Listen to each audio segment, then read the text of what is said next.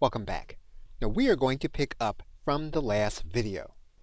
Now it's possible that you may want to create multiple MP3 files at one time from Camtasia. In order to do that, you're going to need to go to this export area. You're then going to need to go to the custom production, and you're going to then need to add a new preset. We're then going to click New Preset. We're then going to create an audio only preset. We're then going to click on Audio Only. We're then going to click Next. Now, as of the recording of this video, there currently is not a way to batch create MP3 files using Camtasia Studio.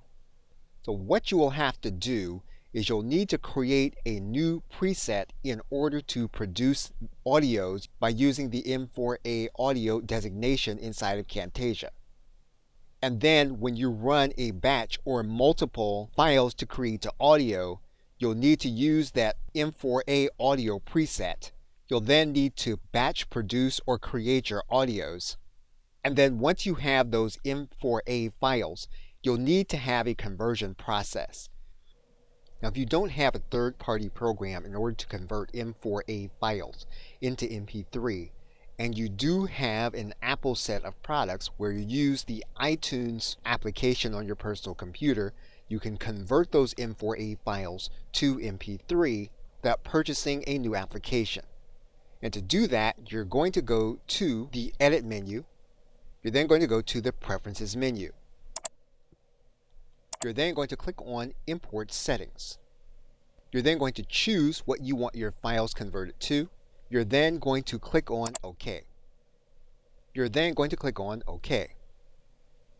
You're then going to go to the File area.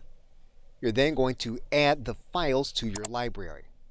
You're then going to highlight the files.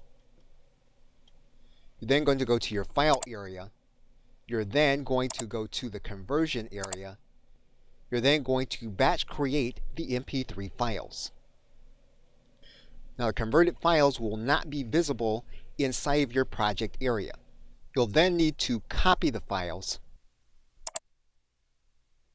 You'll then need to paste them in the directory where you want them. And you'll then see your MP3 files that you have created in a batch. Okay, so with that, thanks, and I will see you in another video.